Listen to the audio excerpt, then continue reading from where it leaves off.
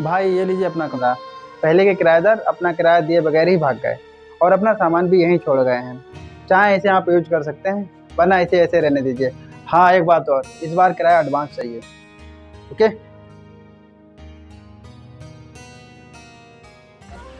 चलो शुक्र है रहने के लिए घर तो मिला।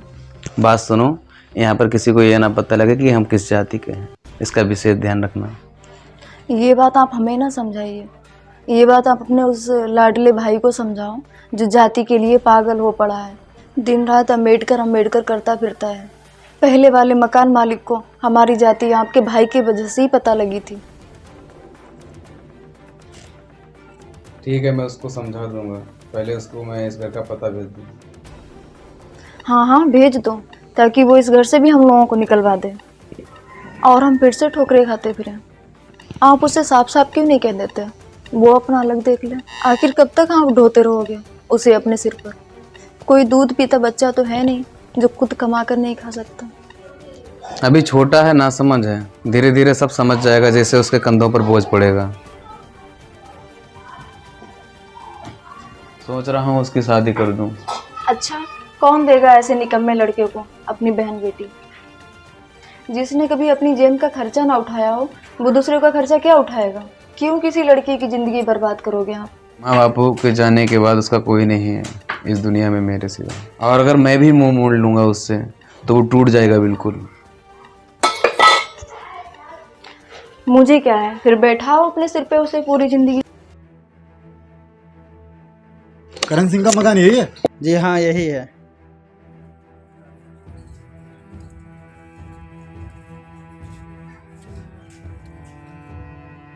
एक बात अच्छे से समझा देना अपने भाई को, अम्बेडकर बात से घर नहीं चलता, ना ही पेट भरता है। उसके लिए पैसे की जरूरत पड़ती है। लगता है सुमित आ गया।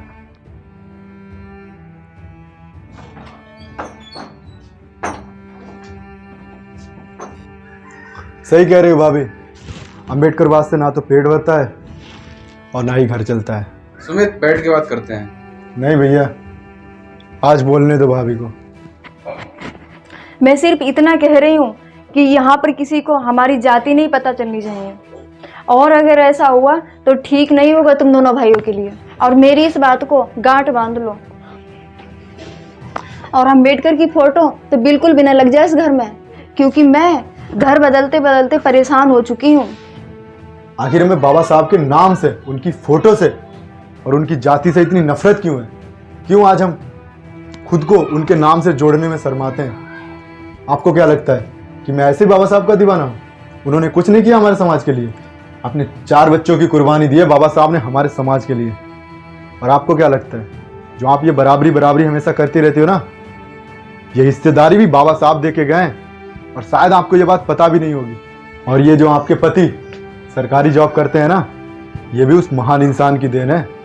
हमें लगता है कि हम पढ़ लिख कर सरकारी नौकरी अपनी मेहनत से पाते हैं, पर ऐसा नहीं है। अगर वो महान इंसान इस दुनिया में नहीं आया होता ना, तो हम कभी भी स्कूल का दरवाज़ा नहीं देख पाते। उस महान इंसान ने अपनी जिंदगी कितने दुख दर्द में गुजारी और हमारे लिए आशियाना बना करके गया। और आज हम लोग उनका नाम लेने में खुद को छोटा महसूस कर रहे हैं। शर्म आनी चाहिए आपको भाभी। और अगर नहीं मालूम तो इतिहास उठाकर देख लो। जब इस देश में संविधान नहीं था तो हमारी हालत क्या थी? हमें इस मुकाम तक लाने के लिए उस महान इंसान ने कितना दर्द सहा है ना, इस बात का अंदाजा नहीं लगा सकते हम। अरे हमें तो गर्व होना चाहिए, हम उस महान इंसान की जाति से आते हैं जिसने इस देश का संविधान लिखा, इस देश की महिलाओं को समानता का अधिकार दिया, इस देश में समानता स्थापित की, इस देश को लोकतंत्र दिया, इस देश के लोगों को उनका असली हक दिलाया। पर लोग आज इतने एहसान फरामोश हो गए हैं जिसका हम जवाब नहीं दे सकते। हमारा युग हमेशा गौरवपूर्ण रहा है। बुद्ध, रविदास, ज्योतिबा फूले, पेरियार, गाडगे, अंबेडकर, कोई नहीं झुका इनके इस जातिवाद के आगे। ये जातिवाद आज से नहीं, सदियों से चलता आ रहा है। पर क्या हम झुक जाएंगे इसके आगे? झुकना हमारे खून में नहीं है। और अगर आज हम झुक गए ना, तो हमारी आने वाली पीढ़ियां गुलाम पैदा होंगी और इसके जिम्मेदार हम और आप होंगे। भाभी, आप जाति बदल के रह सकती हैं, पर मैं ऐसा हरगिज नहीं करूंगा। उसके लिए चाहे मुझे ये घर छोड़ना पड़े या आप लोगों से अलग रहना पड़े। आपको अपनी दुनिया मुबारक हो भैया, और मैं आज के बाद कभी भी अपनी शक्ल नहीं दिखाऊंगा। और भाभी, आपको आज के बाद कभी मेरी वजह से घर नहीं बदलना पड़ेगा। अरे सुमित, बात तो सुन। क्या हुआ भाई, अभी आए और अभी जा रहे हो? क्या हुआ, रूम पसंद नहीं है? नहीं, ऐसी कोई बात नहीं है। तो फिर क्या बात है?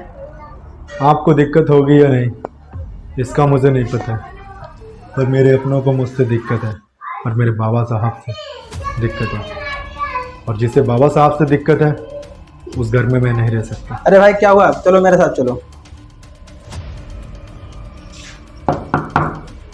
जाओ देखो कौन है।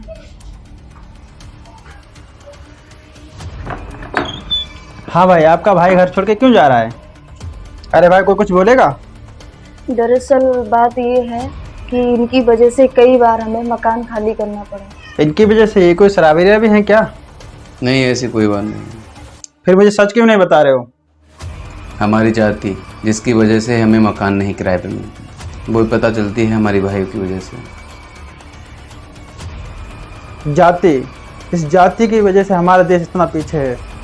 मैं आपको बता दूं, मुझे आपकी जाति से कोई मतलब नहीं है। आप एक इंसान हैं, मेरे लिए इतना काफ़ी है। माना हुआ होगा आपके साथ जातिवाद, पर यहाँ आपको ऐसी कोई शिकायत नहीं मिलेगी। मुझे आपके बाबा साहब से कोई दिक्कत नहीं है। आप चाहे बाबा साहब की कहीं भी फ़ोटो लगा सकते हैं। मैं आपको बता दूं, बाबा साहब आपके ही नहीं हैं, बाबा साहब हर इंसान के हैं। इस घर को अपना ही घर समझ के रहो, खुशी से रहो।